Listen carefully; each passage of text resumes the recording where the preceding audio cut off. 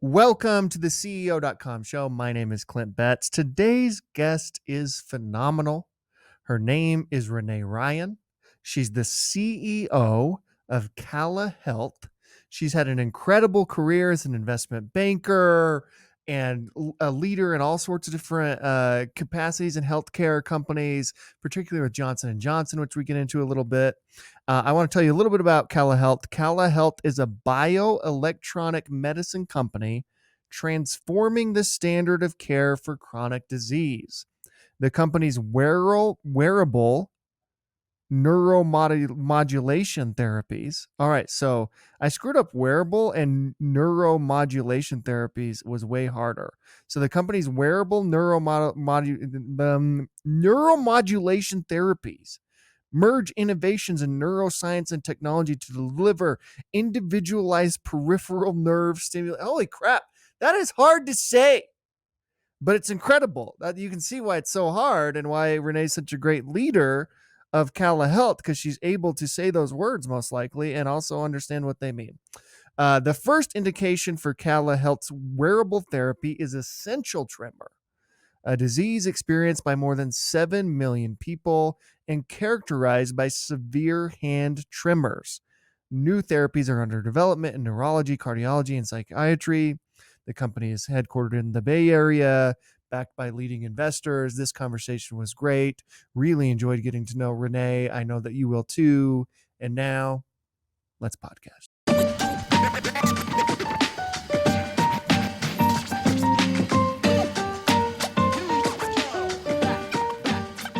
Renee, thank you so much for coming on the show and talking to us and sharing your knowledge and your journey as a leader with the CEO.com community. First, just tell us about yourself. Renee Ryan. I am a native Californian, believe it or not, born and raised in California.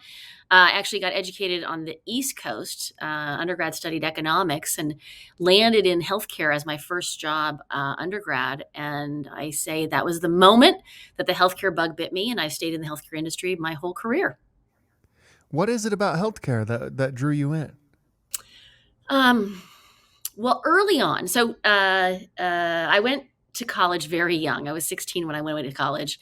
When I graduated, I was looking at investment banking jobs in New York City, and I wasn't even of drinking age yet. And so I thought that's not a good idea. And so I came home to California, and I was still interested in investment banking, primarily because they had training programs and it was an area where you could continue to learn. Because really, for all intents and purposes, all I knew was that I was a really good student. And so I thought, where can I go and continue to learn and have someone teach me in terms of the worlds of business?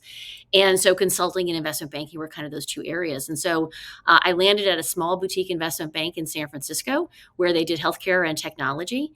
And to me, the idea of, little Renee Ryan maybe being part of a drug that helps a patient, a medical device that helps better outcomes for patients, that to me was kind of the true north that I got early on in my career. So what was your first kind of big job in the healthcare space? So investment banking was my career path for a good 16 years.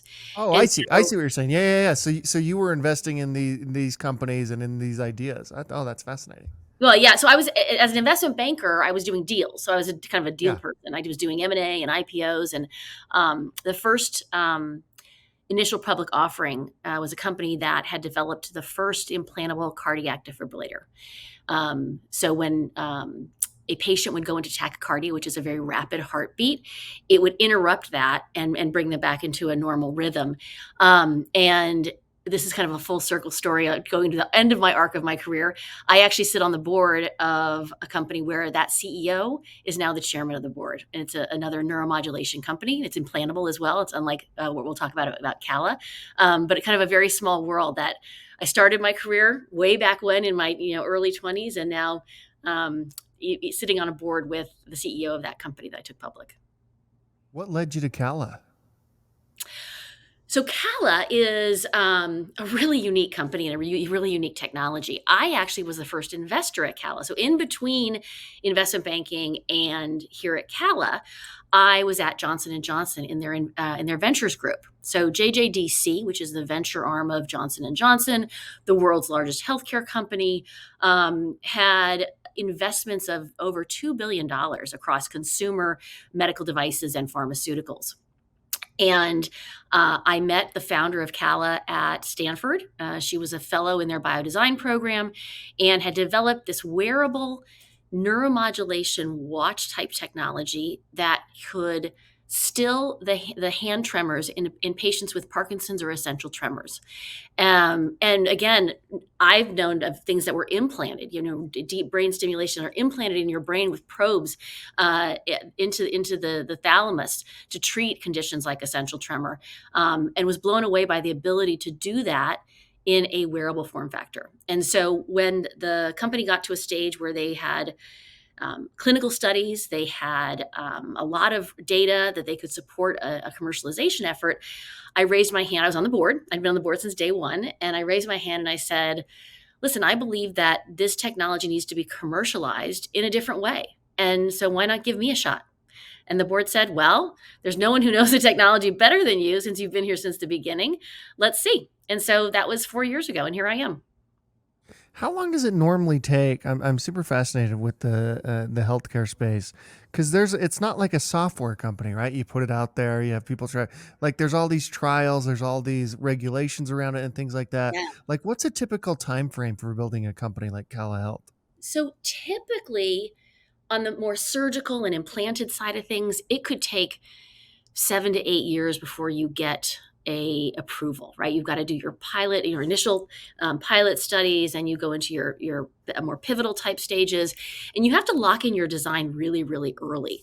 The beautiful thing of having a wearable, non-significant risk device, we could do iterations where we would do a pilot clinical study to test out a waveform, to test something that we wanted to evaluate, go back to the drawing board and do some redesign work or whatever, all under the important FDA, the Food and Drug Administration, rules and regulations to be able to continue to advance our technology. So we actually started the company in July of 2014 and had our first FDA approval in April of 18, which is Oh, pretty wow. fast in the world of healthcare.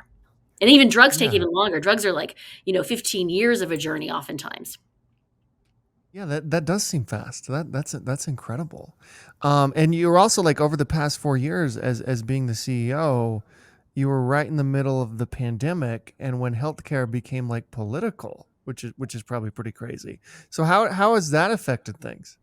Um, well, I kind of became the poster child of how to handle the pandemic. So here in California, we went to shelter in place on that March 16th or whatever that day was. And we actually manufacture our technology here on site. And we ship directly to patients from our facility.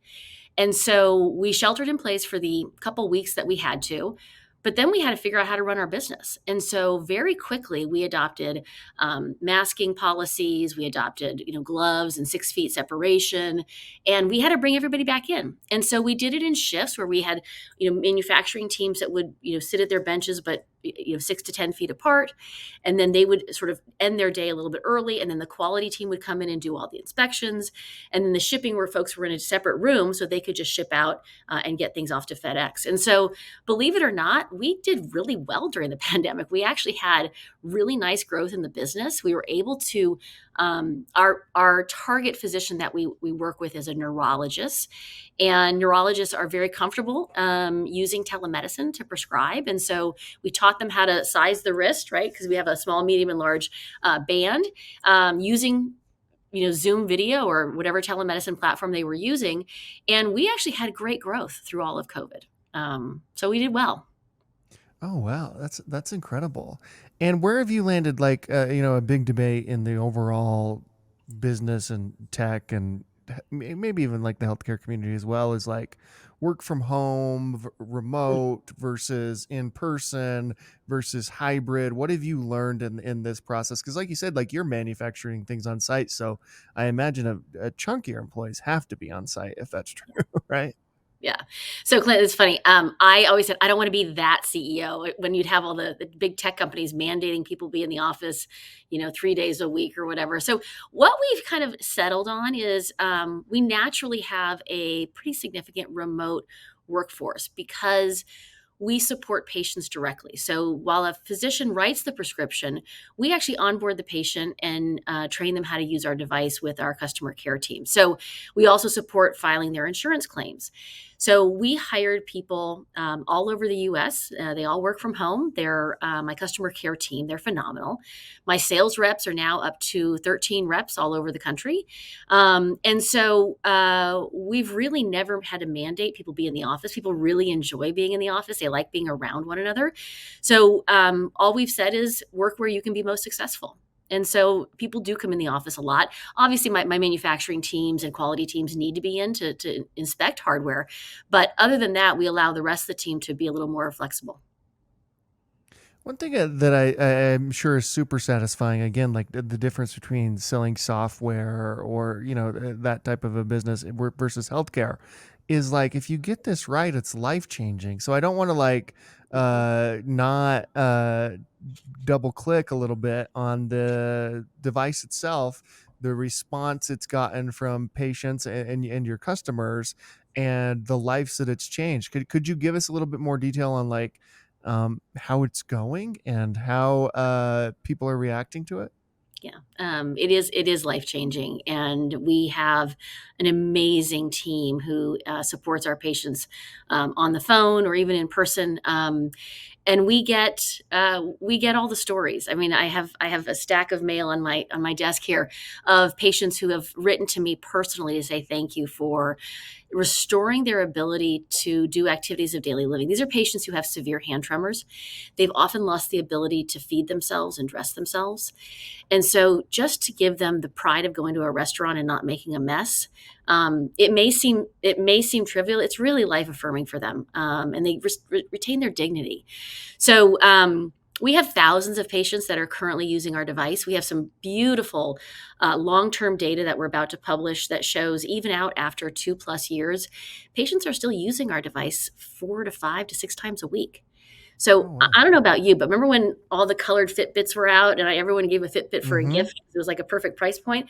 I had like 6 of those in my nightstand drawer at some point because I just stopped using them after a couple of months because I had my phone to tell me how many steps I was taking. And so, to the honor of having someone wear your technology out beyond 2, 3, potentially more years, we've only been in market for just under 4 years, is really an honor. That's incredible. What is growth like? Like how do you expand from where you are now and grow the company even further? Well, Clint, you mentioned healthcare and the politics of healthcare. It's all about getting access and making it affordable for patients. So we are working on the various private, commercial insurance. We have a handful of state by state Blue Cross Blue Shield plans that have already contracted with us. We have a couple national payers that are already contracting with us. We have Medicare coding and pricing. We need to work on getting a more established cadence with Medicare. One of our best customers, actually one of our longest standing customers, has been the Veterans Administration, where we've been extraordinarily successful with restoring a vet's ability to function. And it's amazing to me. We have one of our great patients was in the Air Force, and he left the Air Force and went into a very wonderful professional career. And about 16 years ago, he started getting hand tremors, and it got to a point where he couldn't function. And so he retired from his second career, learned about our technology, read some articles about us, and went into his local VA in Texas and said, I want to have this product. And fortunately, we had already established a policy with the Veterans Administration about 6 months prior to that, so they could adopt the technology. And so he's one of our longest standing, customers, but he served our country. I mean, it's just an honor to help those patients. I love that. That's super interesting. Yeah, as you were saying that, I realized like Cala Health doesn't sell directly to their customers. There's a middle man in there. Mhm. There's a middle entity inside of there, whether it's a doctor, an insurance company, the VA, something like that. And so, how do you? I don't know anything about this world, so I'm super fascinated. Like, how do you get doctors to write prescriptions for your device? That's probably the easiest part of what we do. Oh, interesting. When partially because actually, so Clint, in the world of this field of essential tremor or movement disorders, it's pretty common. There's some drugs that are used at first line. They have some poor side effects, so oftentimes patients will fail the drugs. It's pretty frequently they fail the drugs. But then they have this gap in the treatment where at the other end they have things like deep brain stimulation, where you're implanting an electrode in the brain in a specific location in the brain to stimulate constantly to reduce the tremor, or having things like ablative, meaning like brain tissue fried out of your brain Mm. to stop the tremors. And so for patients who are struggling with hand tremors, that's a pretty high bar to hit. So very few of them, I think about 3 or 4%, actually go on to surgical alternatives. And so the physicians know that. And so if they can prescribe something that's a wearable, it's non-systemic, it's non-invasive, it can be a complement to drugs that they're already on, that they can use on demand to help them gain control when they most need it. They're very willing to do it. The harder part of our challenge is getting the payers to say yes, and so that is the Veterans Administration, Medicare, our federal government, and the insurance companies. Um, Partially because it's not a well-known condition to them. They obviously have up Mhm. top of their list things like obesity and diabetes and congestive heart failure, which are very big, costly disease states to the system. And so essential tremor is not kind of top of their list. And so their kind of a reaction is we'll just take drugs until you have to get in and explain to the medical directors about this treatment gap. And so that's what our team's been doing. We have a medical director, we have a health economics and outcomes research team. We have a payer relations team, and it's kind of a joint full court press to get in front of these medical directors and to tell our story. Yeah, I imagine the sales cycle is kind of long for that, right? There's all this like bureaucracy that sounds like a lot of paperwork. It is. It is a lot of paperwork, and I'm not a paper person, so yes, it is a lot of paperwork. I wonder also, like, how has this boom in artificial intelligence and AI over the past year, how has that affected your business, if at all? Oh, we use well, our algorithm today is quite simple. It's a pretty unique technology. So the device is customized to each patient's tremor. So on board the device, we have motion sensors. I'll actually show you our device. So this is our Cala Trio that's been in market for almost 4 years. Onboard motion sensors in the stimulator are actually used to read the frequency of the tremor of each individual patient. It then adjusts our waveform to match the needs of that patient. Then it's programmed or individualized, and then a patient can press the big gray button and start a therapy session. So very intuitive, very simple to use. As we get more complex and we now start to get individual level data sets, then moving into more sort of population level data sets, and we begin to see how different algorithms can be used for different therapy options. That's when we get moving into some more complicated things like AI and ML. But on the flip side, we've also been able to really successfully use some RPA and ML tools in some of our ability to issue claims more rapidly, right? Because the claims that we have to submit aren't just a single form. It's often a lot of the medical necessity and other documentation that needs to support the request for payment for our technology. And so oftentimes you can use and do searches for keywords and simple things like that to make that part of our business super efficiently. So we use it where we need it, I guess I'd say. That sounds right. What's the best leadership advice you've ever gotten? Oh, listen more, talk less. That's hard to do though, right? Like that's easier said than done. It is, and I even having known that and been, that's one of the early things I learned in life. I still to this day force myself to keep quiet and really listen because what I think you learn more oftentimes in the gaps when people pause or don't say something than you do by what they're saying. And from like a manufacturer, it's so your business is so fascinating. You got like a manufacturing side of it. You've got like the bureaucracy side of it. You've got like the actual healthcare side of it. You got the sales side of it. From a manufacturing standpoint, what is that process like? Like, what is it like to manufacture a device that you just showed us? Well, since I actually ran manufacturing for about 4 months and I've built devices. This device is pretty complex. This device has, we have a lot of our PCB boards and other instrumentation kind of come in pre-assembled. We have about 25 parts and some tiny little screws that make up this stim product. The band comes in fully assembled, though it houses some pretty cool dry electrode material that we've developed. The next gen hardware that we're in the process of launching is a much simpler device. It has about 12 components, and it goes from about a 60-minute build time for this one stimulator down to probably maybe 5 to 10 minutes. So we've learned a lot by doing this in house. We learned what we could, how we could consolidate some of our boards, use fewer materials, really design it for manufacturability. So we learned a lot by being the manufacturer of the device. Have you run into any like supply chain issues or any like like these other companies that have been running into over the past few years? Yeah, no, we had we still have a 52-week lead time on like one or two of our parts. We feel it's loosening now, but you would see it kind of get better, and then all of a sudden it would get worse again. And so we've been doing a lot of advanced purchasing and obviously paying a lot for. There was a part I think in the pre-COVID world it was $1.40 for a part, and in the kind of gray market, it was $70 that we were paying for. Oh wow. It was tough. How do we solve that issue? Just more broadly, like, I mean, how do we? I assume you're getting it from China or Asia or somewhere over there, and shipping it over here. How do we create that in the United States or fix that supply chain issue? Have you? I guess if you knew that answer, you'd be president. But Exactly. I mean, I'd have a different job. I'll say this: because we're small, we can't be mean to our suppliers. I'm sure there were a lot of bigger players that were flexing their muscles.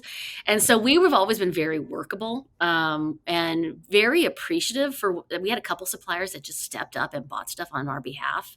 And yeah, they passed it at the high price, they passed it through, but they were at least able to get volumes.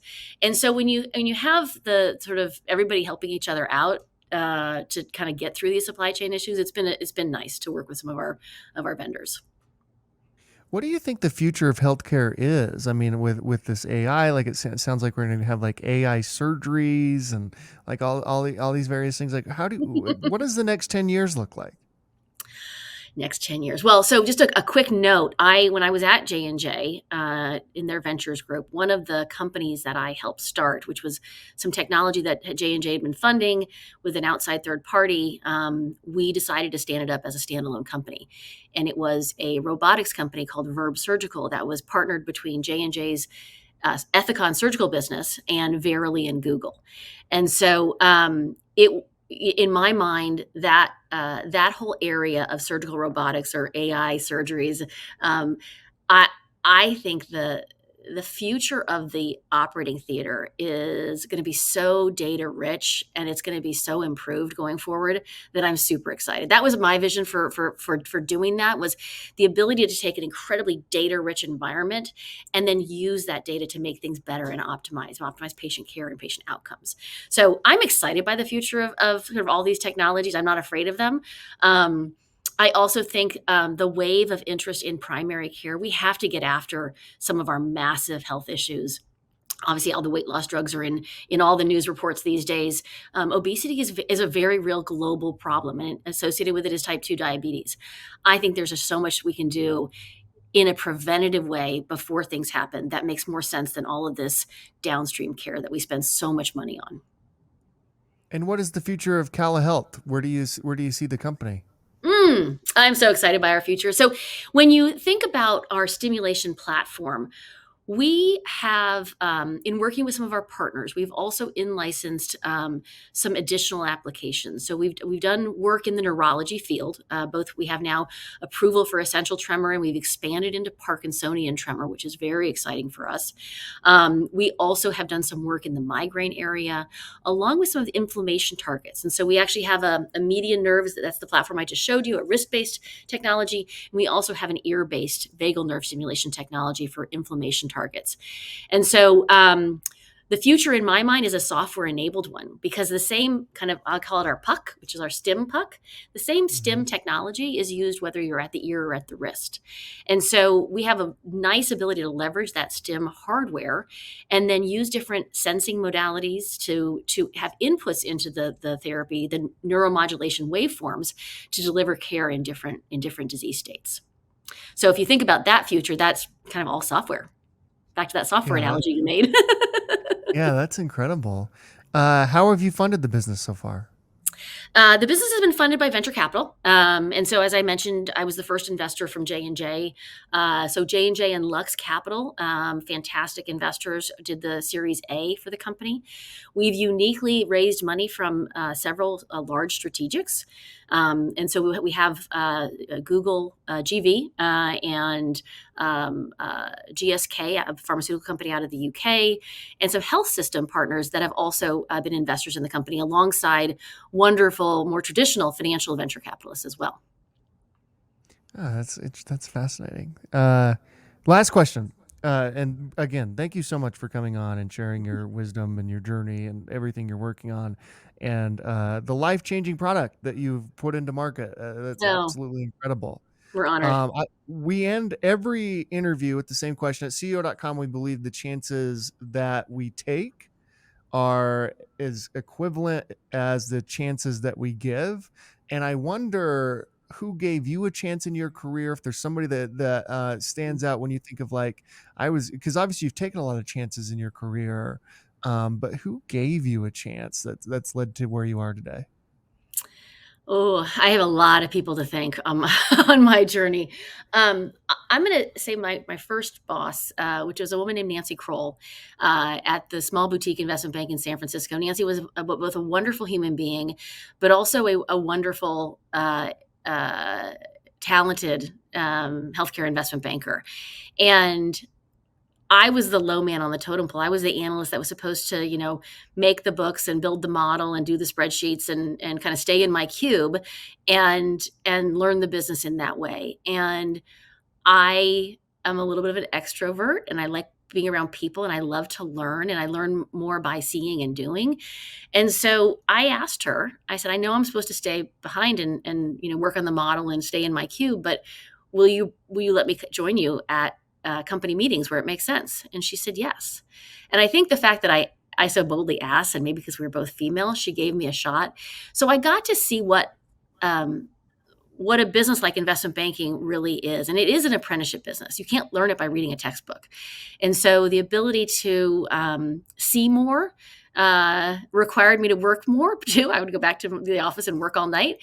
But I think it was that early chance to see a phenomenal leader interact with our clients, interact with, how do you finance a company? How do you do a merger or acquisition and transaction? And to see more early on helped me in those earliest days of my career. That's beautiful. Renee, thank you so much for coming on again. Good luck with everything. And I'm sure we'll have you on again down the line as this thing grows and grows. Well, Clint, I'm honored to be here. Thank you for having me.